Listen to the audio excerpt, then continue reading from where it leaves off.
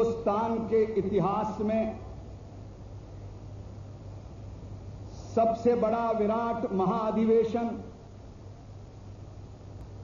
जब मुंबई में करने का निश्चित हुआ तो हमने इस अधिवेशन के लिए मुंबई शहरों में बहुत से स्थान देखे। इस नगर का भूमि पूजन हो रहा था। किसी पत्रकार ने मुझे पूछा कि आपने रेसकोर्स ही क्यों चुना, तो मैंने सहज रूप से उसे उत्तर दिया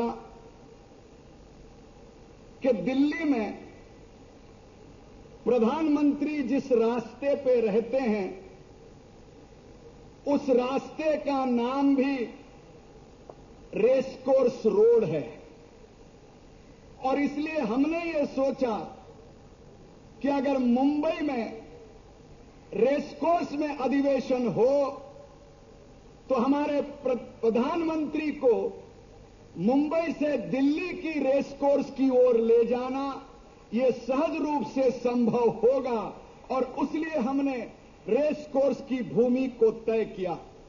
अपने ओजस्वी भाषण में डॉक्टर जोशी जी ने कहा कि इस सभागृह का नाम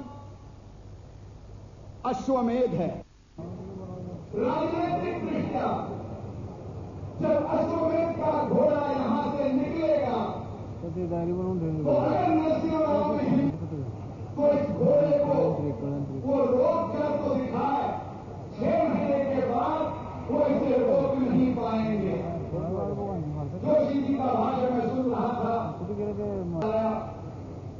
हम सभी प्रभु रामचंद्र के भक्त हैं और पुराणों में अश्वमेध का यज्ञ भगवान राम ने भी किया था, और जिनको पुराणों की याद है उन्हें पता हो कि भगवान राम के अश्वमेध को और किसी ने रोकने का प्रयास नहीं किया था।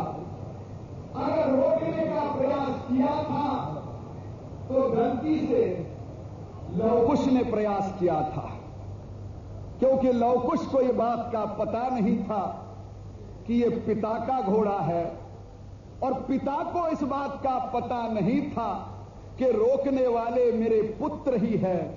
यह कहानी जब मैंने सोची तो मुझे लगा कि अगर भारतीय जनता पार्टी के नेता और कार्यकर्ता ये पिता पुत्र की भूमिका न भूले तो ये भी अश्वमेध दुनिया में कोई रोक नहीं सकता।